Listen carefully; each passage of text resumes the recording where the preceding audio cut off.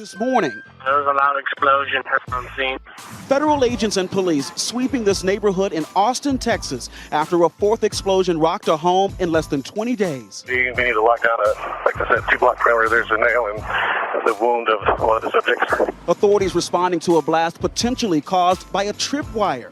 The detonation injuring 2 men in their 20s, both rushed to an area hospital. We walked out and we just hear so many sirens. Overnight, police extending a lockdown until 10 a.m., urging residents within a 1.5 mile radius to stay in their homes.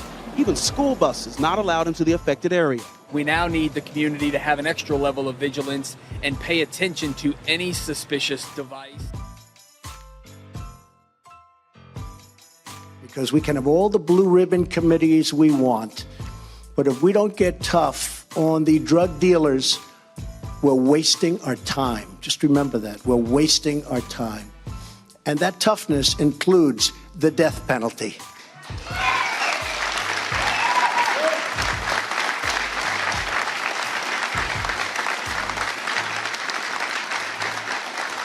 You know, it's an amazing thing. Some of these drug dealers will kill thousands of people during their lifetime. Thousands of people. And destroy many more lives than that. But they will kill thousands of people during their lifetime. And they'll get caught and they'll get 30 days in jail. The revelations that have panicked Facebook executives and spooked its investors started here at London-based Cambridge Analytica's offices. The brainchild of now 28-year-old co-founder turned self-claimed whistleblower Christopher Wiley. He claims the research firm used voters' social media data to influence them. All of these pieces of information put together, right, create a portrait, a digital portrait of who you are. Cambridge Analytica worked for Senator Ted Cruz and then for Donald Trump. The idea was to put 2016 political advertising on steroids by very specifically targeting certain people. Here's how it happened. In 2014, a company called Global Science Research used Facebook to distribute a personality quiz to analyze whether users were extroverted or neurotic. The company said it was doing it just for research purposes, but it actually harvested the psychological data from all the users and with permission got access to some of the data on their Facebook friends. It then sold the data to Cambridge Analytica, which used it to create targeted political advertising. In total, some 50 million Americans may have been impacted.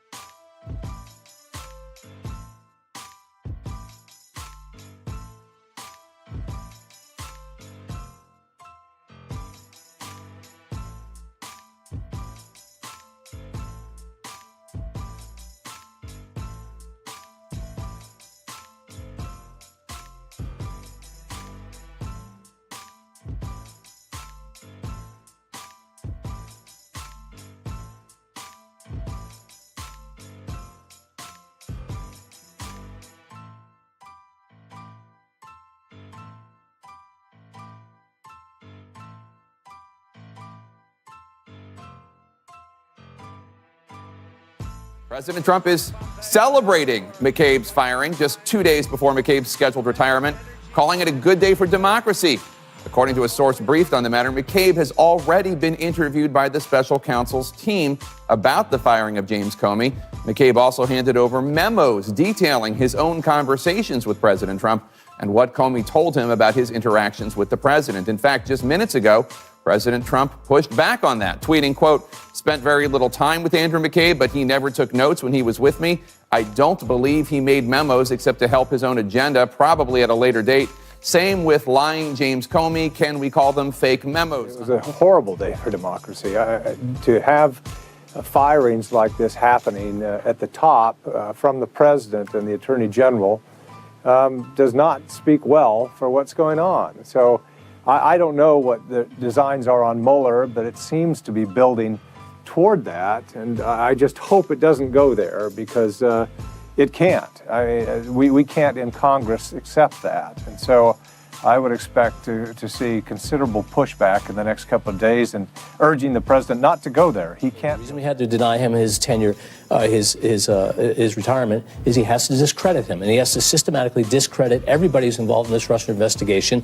And he has now seen that he can do these things without any recourse. The Congress is not going to rein him in. We got a single-line sentence from the Speaker of the House. We got nothing from the leadership practically in the Senate. We got a little bit from Lindsey Graham, but it's weeks. If I had to expect, you're going to see criminal charges against Andrew McCabe, and I would also argue that it's going to go a lot deeper. Look, we have spent as a country almost a year looking into Trump, Russia, collusion. Some people have now even looked into that longer. We saw that Devin Nunes' committee, the House Intel Committee, said no evidence of collusion. And even Adam Schiff admitted, well, it's out there in the public arena because there really wasn't evidence of collusion. We do have, sadly, at the upper levels of the FBI and Department of Justice, serious issues, crimes that really need to be investigated. His firing may be justified. There's no way for us to know at this point. But even though it may have been justified, it can also be tainted. And I think the president's badgering of the attorney general, his urging that he be fired before his pension could vest, and the fact that McCabe and every other of the James Comey associates, his general counsel, Baker, his chief of staff, Rybicki, who corroborate James Comey on the issue of potential obstruction of justice, every one of them has been targeted by the administration, by the Republicans in Congress. And is this because they corroborate James Comey? That's a question we also have to answer. One thing you've got to look at, and I know a lot of Democrats are out there and trying to make this a political problem, but it's not. An independent, nonpartisan inspector general found the information of McCabe lying, thought it was severe enough, even before his final report came forward, to send it to the FBI. Send it to the ethics department of the FBI, the OPR, as you said, the Office of Professional Responsibility. They are nonpartisan, independent. They looked and they believed he should be fired.